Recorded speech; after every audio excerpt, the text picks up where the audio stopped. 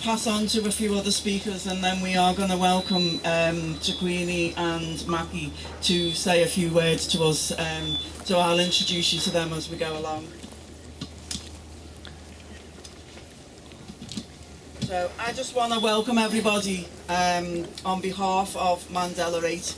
So community, sponsors, funders, partners, comrades, friends and allies, locally, nationally and internationally, and our speakers today, the Lord Mayor Mary Ramison, Father Nick Postlethwaite, the leader of the council Liam Robertson, Thomas Kendall from Wayward, Steve Coffey from Taurus, the chief executive, and last but not least Dr. Maki Mandela and Nelson Mandela's eldest daughter, and Tukwini Mandela, Nelson Mandela's granddaughter. I also personally want to thank the Mandela 8 board, the patrons and all of our steering group members, past and present, for your contributions. I wouldn't be standing here today with you all, and for that I cannot find the words to express the gratitude I feel for everybody. So, our journey as a city with Nelson Mandela and South Africa is a long one of over 60 years, possibly more. With a Liverpool 8 community and people from all over the city and beyond supporting the anti-apartheid campaign, boycotting South African goods and supporting the campaign to free Nelson Mandela from incarceration in prison. The first Freedom Festival was held in this city.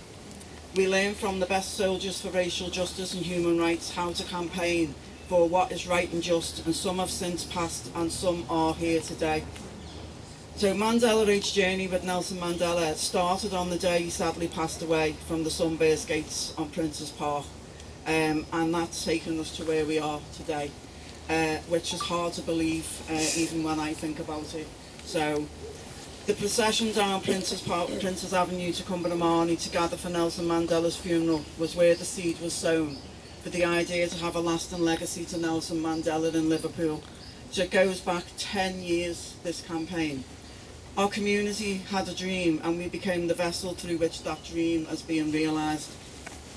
There is one friend in particular who can't be with us today, who we will be forever grateful to, and that's Lloyd Musara, who invited us on an amazing journey to South Africa, and that took our work to another level. We always said when we started this journey we knew it was going to be a long one, and that we wanted the memorial to have international reach, but never in our wildest dreams did we ever think growing up and as part of this journey we would meet you two wonderful ladies. So we are...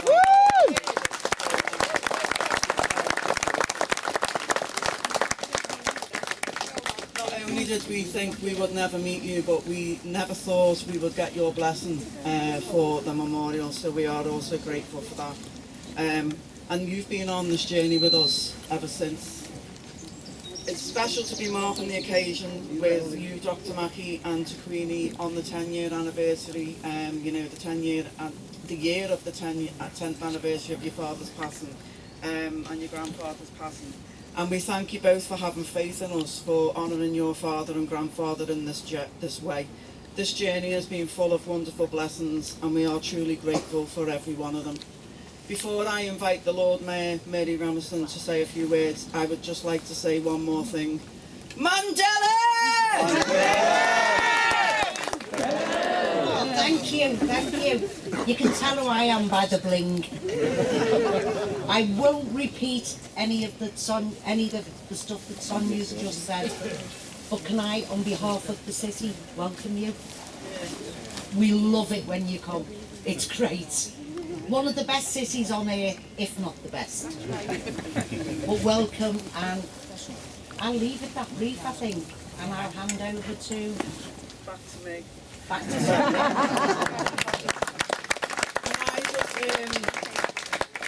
It's just easier if I do it, because I've got the list. So I welcome Father Nick, who's going to say a few words. Nick's also been with us on this journey from the beginning. Today. The trouble with Sonia is that she said it all before you. You can't say anything. You know, I feel for what you said. In a sense, though, Sonia, you said it when you said it's a blessing to have two wonderful women with us. And in asking for a blessing now, what does that mean? Well, it means a spirit, doesn't it? However we define that spirit, a poem that somehow or other links the past and the present and the future. And when you think about the story of Mandela and of Liverpool 8, they sort of fit together, don't they? It was in 1918, have I got it right, that your father was born? I think it was 1918. And in 1919, not that far from here, a young black sailor lost his life, called Charles Walton. And in a sense, the past is still with us. But the past is with us in a sense of hope, because it brings us into the present. And the present is all of us here today. When Sonia gave me the honour of asking me to give a blessing, I thought, well, I can't give a blessing. The blessing is us. The blessing is Liverpool 8, linked with South Africa. And this wonderful occasion is when that blessing is felt around us. And the blessing isn't just about the past and the present, it's about a vision that goes into the future. Because this whole Mandela enterprise is pointing to the future. I saw when I was coming along here some children who've already prepared gifts that they're going to give later on. And it's the children that we are thinking of. Because when he was 90, I read in his autobiography that your father said, I want the torch to be continued on. I want it to the next generations. And just as Liverpool 8 has carried that on, and in solidarity with you in South Africa, so the Spirit above will lead us, and the children of tomorrow will continue that. So let's bless one another in this wonderful occasion. Amen. Amen.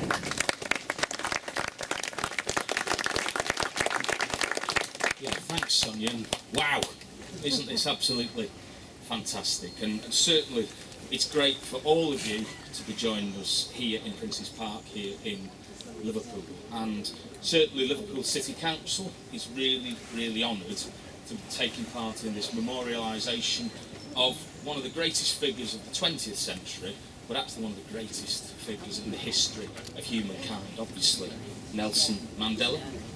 As a city, Liverpool has a really proud and long history of supporting the fight against apartheid in South Africa.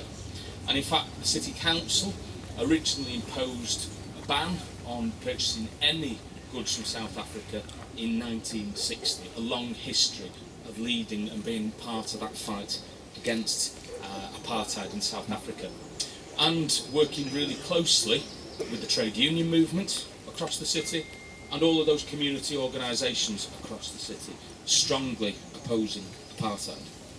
And it's wonderful that we're here to remember your father and grandfather, because again, the city has a strong link with your father and grandfather. We awarded him the freedom of the city back in 1994, when he became the first black president of South Africa, the first truly democratic president of South Africa. And indeed, we held a civic reception in his honour in 2014. But the reason I think that this event and this memorial is so significant is it's genuinely been led by the community. You know, the wonderful organisation Mandela 8, based here in Liverpool 8, has done some great work and first asked for the council's support back in 2013 to actually make sure we could bring together a memorial here in the city, here in Liverpool 8, for Nelson Mandela. And some of the work we've been working with them on involved a civic reception in 2016 and lots of detailed work with Mandela 8 of how we've got towards today. And in fact, it's wonderful that we can welcome you as Nelson's granddaughter and daughter here today, because you first visited us back in 2019. You then came back last year for Mandela Week, so it's absolutely wonderful that you're back here again today, and we hope you have a wonderful time back in our fantastic city, and we look forward to seeing you visiting this memorial again for many, many years to come. So thanks ever so much for today's event. Hi there, sorry, excuse the notes, slightly nerve-wracking. So since this project started, we have been continuously humbled and inspired. The people that we have met and worked with along the way, the research, the stories that we're able to fully embroil ourselves in, the school kids that we've worked with as well and spoke to who helped us. So each stage of this project over the last few years has been a great joy for our practice and a genuine privilege to be a part of this project. When we were first introduced to Mandela 8, they already had a clear vision that the memorial would be a forward-looking space that would bring people together and forge this collective future. Built from the long history of Liverpool's activism and solidarity with the anti-apartheid movement, Mandela 8 found this beautiful island, overgrown and neglected, but so full of potential, and we really wanted to find a similar hopeful part of Mandela's story that we could work with, and for us that was his gardens. In Long Walk to Freedom, Nelson Mandela wrote, "A garden was one of the few things in prison that one could control. To plant a seed and watch it grow and to tend it, then harvest it, offered a simple but enduring satisfaction. The sense of being the custodian of this small patch of earth offered a small taste of freedom. In some ways, I saw the garden as a metaphor for certain aspects of my life. A leader must also tend his garden. He too plants seeds and then watches, cultivates and harvests the result. Like the gardener, a leader must take responsibility for what he cultivates. He must mind his work, try to repel enemies, preserve what can be preserved, and eliminate what cannot succeed." So this therapeutic and purposeful act of gardening helped Mandela keep focus and resilience and resolve through nearly 3 decades of prison. The garden at Robben Island provided a space for dialogue, for discussion and debate, and remarkably the gardens also protected his story and ensured his voice would reach the outside world. His original manuscripts that were written in secret were hidden in the soils of the garden, while copies were smuggled off of Robben Island.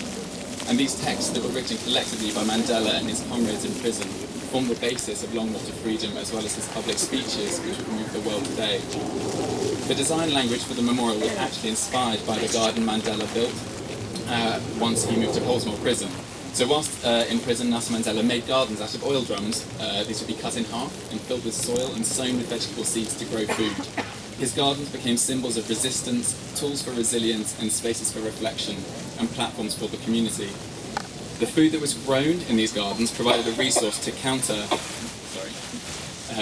the food inequality that was linked to the racial discrimination in the prison system, which provided less nutritious rations to non-white prisoners and offered Mandela an amazing opportunity, though, to gain trust with prison guards and wardens. He resourcefully bartered the food he grew for study materials, including the language studies, which gave him a voice in the room when it came to prisoner rights and later key diplomatic negotiations. Mandela also wrote, "Gardens preceded gardeners, but that was not the case at Portsmouth, where I cultivated a garden that became one of the happiest diversions. It was my way of escaping the monolithic concrete world that surrounds us. I requested that the prison service supply me with 16 44-gallon oil drums, that I had them sliced in half. The authorities then filled each half with rich, moist soil, creating in effect 32 giant flower pots. I grew onions, eggplants, cabbage, cauliflower, beans, spinach, carrots, cucumbers, broccoli, beetroot, lettuce, tomatoes, peppers, strawberries, and much more. And at its height, I had a small farm with nearly 900 plants." The cylinders that you'll see over on the island are a representation of these 44-gallon oil drums and that made his gardens. They're also made of limestone, which Mandela himself quarried. Eventually, there will also be a pavilion alongside them, as well as the bridge, that will create a space embedded in this verdant island that will be a place of exchange, a forum, an outdoor classroom, a space for ideas, a knowledge exchange, truly surrounded by nature and creating a space for the future. On some of these cylinders, you'll see words that are carved. These words have been selected by the community. A long list was created through many, many conversations, and the short list was selected by working with local schools who were given this list and asked to turn their favourites, which we also combined with several of his amazing shirt patterns, into beautiful posters.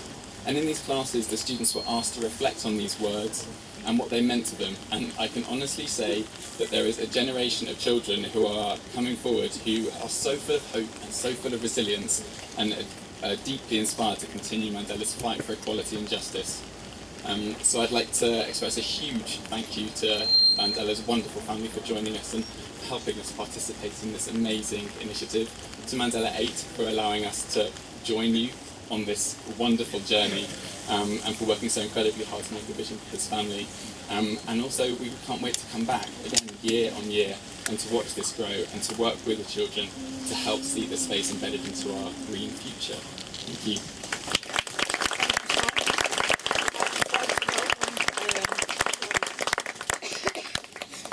I'd like to welcome Taurus Chief Executive Steve Coffey to say a few words.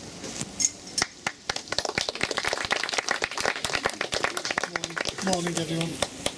You'll be glad to know much has been said by everyone else, and I'm not going to go on forever with the weather getting a bit worse. I'm sure everyone's delighted about that.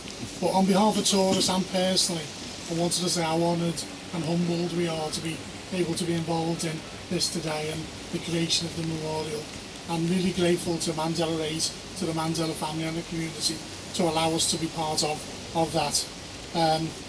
I think when the words greatness are used very often and too easily many times, and whether it's we talk about great musicians like today for instance, or we talk about great sports people for example, but in the true sense of the words it does get used too easily, whereas Nelson Mandela is truly a great person by any definition of the word. And if we can demonstrate in our lives the qualities that he demonstrated throughout his, then we're not going to go far wrong, are we? And certainly at Taurus we would want to be more diverse, more inclusive, more community based, and all those things that were demonstrated in his life, and we want to take that on and be part of that.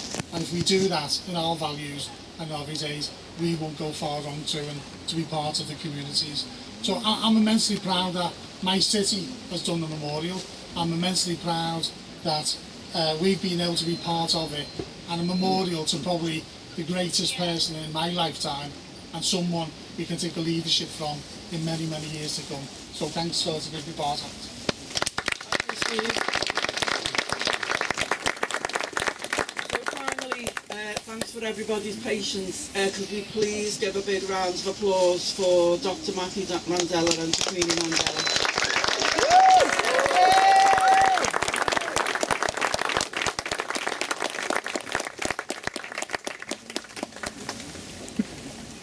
Hello everyone. Hello. My mother's making me speak first. Firstly, I want to thank Mandela 8 for organizing this beautiful memorial garden.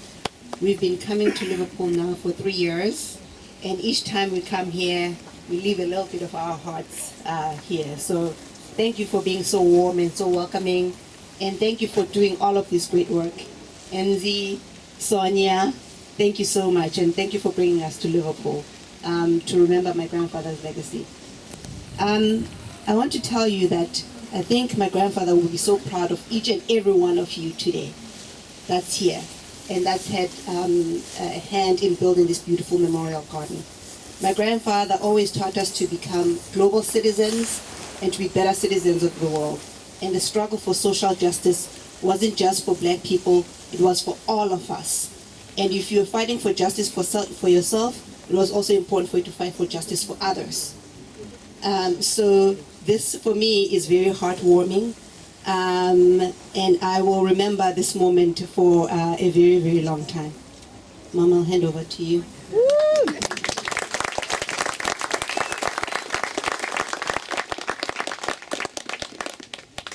Thank you very much for everybody who's here. I really want to thank the municipality of Liverpool, Mandela 8, and say from the bottom of my heart, I'm really moved by all the good work that you've done. When we met Sonia, I think about 5-6 years ago, in South Africa and her team, and she broached the idea of creating this memorial, we were really excited. But I think deep down we didn't think it would go too far. But I think having met Sonia, communicated with Sonia, we know that Sonia has the spirit of determination, of perseverance, and a dedication to a noble and higher cause. And those are the values that Madiba actually lived, truly lived. But my father was a true lover of people. It didn't matter whether you are a royalty, you are a street sweeper, you are a pauper. My father truly loved people. So for me, this memorial is a reminder of where we come from in terms of the past, in terms of what we have achieved, but in terms of the challenges that we face in the future. We live in a world today that has advanced technologically, but still very, very divided. And I think what my father fought for was the unity of spirit, of self, of family, of neighborhood, of society, of community. And I think as we come and celebrate here on this bridge, we have to understand that bridges are created to form alliances across the world. My father and his colleagues would not have achieved the success in terms of political freedom in South Africa without the bridges that were created across the world. In the UK, in Europe, in Australia, in the US. And the lesson that we have to take away, no single person can fight the evil that exists in society in terms of injustice, inequality, and socio-economic injustice. We have to work together. As my father has emphasized, he always emphasized a we. He was not the only one in the game. He was a symbol of the struggle for freedom. This bridge is not just about South Africa. It's a symbol of the many bridges that we have to cross, to hold hands together, to fight the divisiveness that still exists in the world. But know that it's our little actions of kindness every day that make a difference. And so for all of us today, the lesson that we have to take is, what are the acts of kindness that each of us are going to actually take forth into the future, ourselves individually and as neighbors and as community? It is about compassion, it is about selflessness, it's about caring for each other, and really trying to understand people who are different from us. The wars that are occurring today occur because people are ignorant of the other and don't take time to understand history, where we come from. We have to be the change that we want to see in society. And that's what Nelson Mandela lived. He started with himself and changed himself from inside outward. And that's what we have to do, all of us individually. We have to change ourselves from inside outward and try to understand people who are different from us. We are all belonging to the human race, and that's what Gandhi understood. And that's why he could actually sit down and know that violence, anger, bitterness is not going to take him that far. And he had to leave that all behind and seek for a negotiated, peaceful transition of South Africa to where we are today. And that's what we all have to seek, is to seek peace for this world, but that peace cannot happen unless it starts within ourselves. Thank you very much. Thank you so much. We've just got a few gifts to give you from some of the school children, so if you could make your way through those who've got gifts.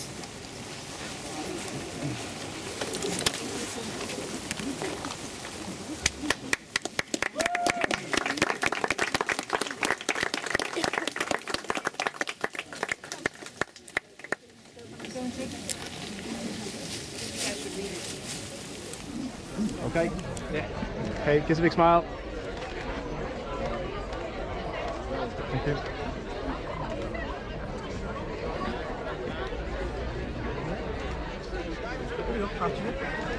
You're in the way of the film. You're in the way, mate. Okay, go for it. Okay, whenever you're ready. Whenever you're ready.